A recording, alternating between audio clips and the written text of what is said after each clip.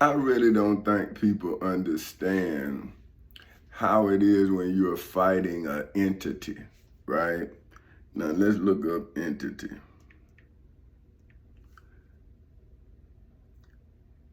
This is the existence of a thing as contrasted with its attributes. See, like it's a contrast. See, like the existence of a thing as contrasted from its attributes. Now let's look attributes. A quality, character, or characteristic ascribed to someone or something. So now, I'm fighting this entity, but the entity has told my friends and family that I'm fighting. So they come to me as if I'm fighting, like saying, well, you need to stop. And I'm saying, man, I'm one person, brother.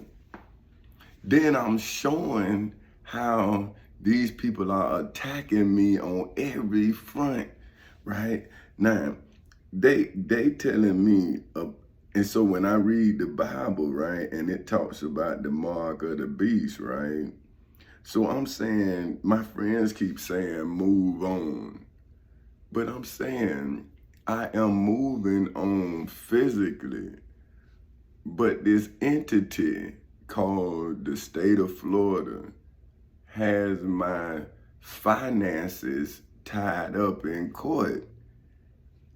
So they want me to move on without my finances. So that's like you separated me from my economy, right?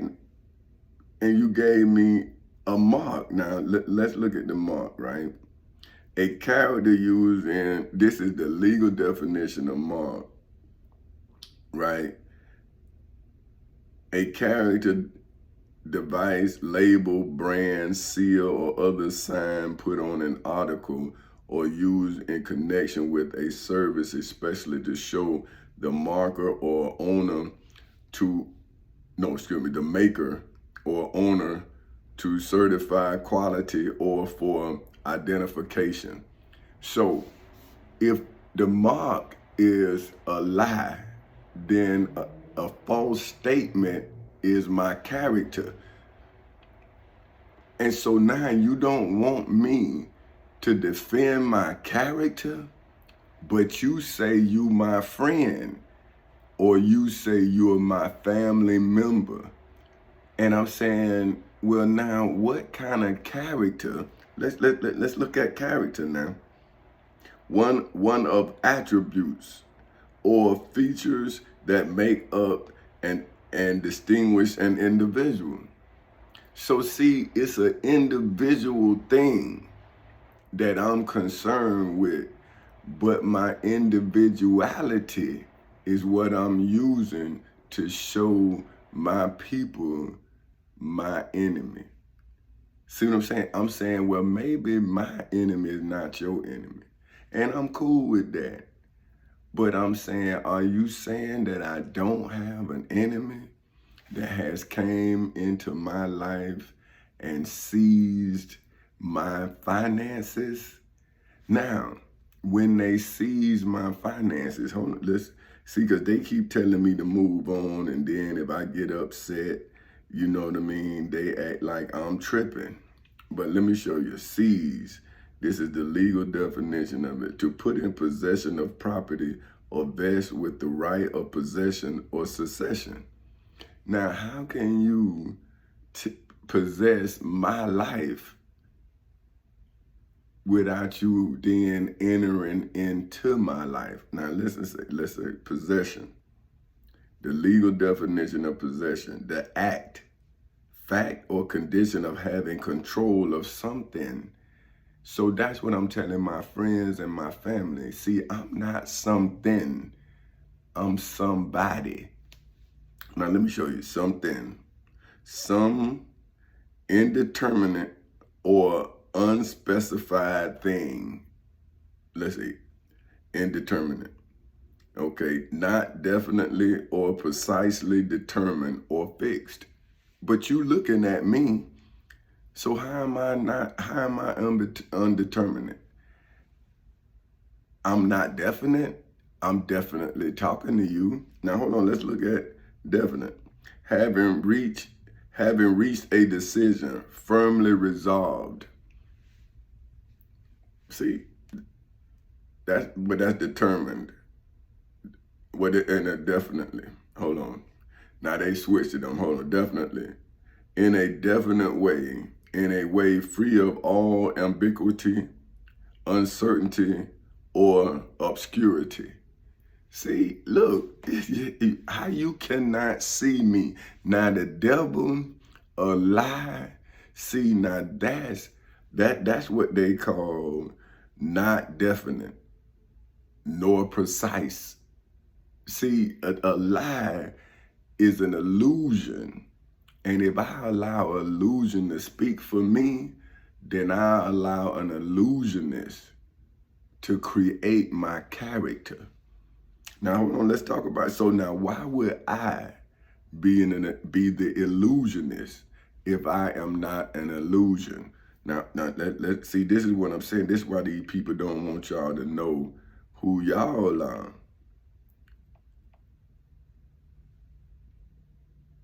See, because if you don't know who you are, then it's easy for them to control you. Because when a person don't know who they are, then it's easier for somebody to tell them who they are. And then if somebody can tell you who you are, then they can direct you to be who they want you to be. See, so now let me show you an illusion. A misleading image presented to the vision. See, that's what a lie is. Like in 2008, my family saw the illusion. They saw all of this calamity. They saw all of that. But they stopped listening to me. Now, the thing about this, a guide, right? Say if I am a guide, well, the time you need me the most, okay, let's look at a guide. One that leads or directs another's way. So say I'm guiding my family, right? But when everything look good, right? Even though they don't understand it, they calm, they cool. See, it's easy to lead someone when everything is comfortable. All right, now, see, this is why when I read the Bible and it talks about being comfortable in your persecution, see, this is why I'm telling you that's in this thing that can't be godly. Because why would you be comfortable in a pit of snakes? Right? If you in a pit of snakes, you gonna pray to God instead of get out of the pit? You see what I'm saying? So I'm gonna find comfort. I'm gonna find comfort in all these snakes around me. Now, why would God give you discernment, right? And want you to be comfortable in something He done allowed you to discern. Now, let's break down that statement. Comfort, to give strength and hope to. So now think about that. So if you give strength to the serpent, you give hope to the serpent. Where is your effort to allow God to help you get out the pit? See, you comfortable. You see what I'm saying? So anytime you're comfortable, then you have made the situation tolerable. See what I'm saying? Now, hold on, let's look at. See, tolerable, capable of being borne or endured. See, so you allow your next generation to be born in a pit of serpents, and then you tell the kid how to be just as comfortable as you. Now the kids see the snakes, but the snake becomes the friend. See, the illusionist. Now let's see, you got the you know, man, I'm telling you, man, these people rough. You see, and if you don't understand what's happening, man, you're gonna miss it. See, because they use your understanding against you. Now, the illusionist is a person who produces illusionary effects. See, illusionary. Now, see, this is their definition, based on or producing illusions. Now, how is that God if every time the truth comes, God cast an illusion? Well, then wouldn't a generation that God brought the truth in, wouldn't they be deceived when this truth is distorted? Let's look at distorted now. See, they not changing the truth, they just distorting it. See what I'm saying? Now let's look at distorted. Altered from a true, natural, or normal state, shape, or condition. So now, here it is. I'm born in a pit of snakes. My grandmama comfortable, but my father and my mother is who they call radicals, right? Like they rebellious, you know what I'm saying? But they was the one telling me about the snakes, right? So now I'm out in the world, and my daddy telling me about the church, and then I'm in church and the church telling me about my daddy, right? But now my mama explaining it all to me, and she's allowing me to find myself inside of the pit, right? Now, once I find myself, why wouldn't you think I would start getting out of the pit? So wouldn't that be my ascension? See, but you keep talking about to heaven, right? But I'm saying, what about when you are seeing from a situation? See, wouldn't that be your ascension?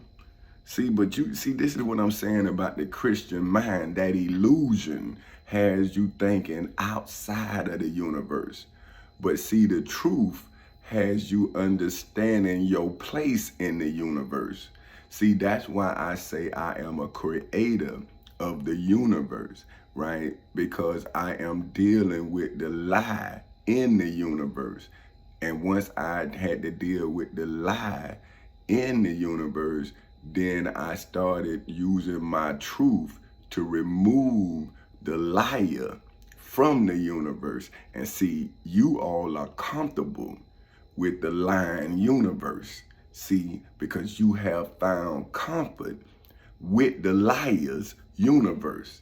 And then he tells you about the illusion of another place. But understand, when you get to that place, you leaving your family behind, because who makes it in? And the only time that they celebrate you going to heaven is when you done lost your life here on earth. So where is the ascension, right? See, the act or process of ascending. Okay, now let's look at ascending. Rising or increasing to higher levels, values, or degrees. So if I was born a slave, let's look at that, right? Let's look at slave.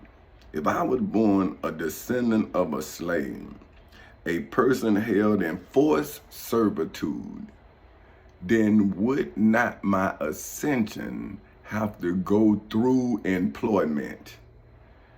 See, so now, once I get employed, right? Now, this is the definition of employed: to make use of someone or something inactive. See, so if you don't have a job, then your history is inactive on the record.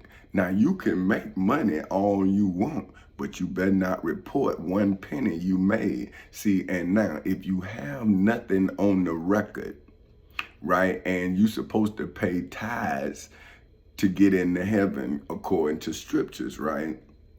Well, if you do not pay to become better, then why would God use you at your worst? Think about that.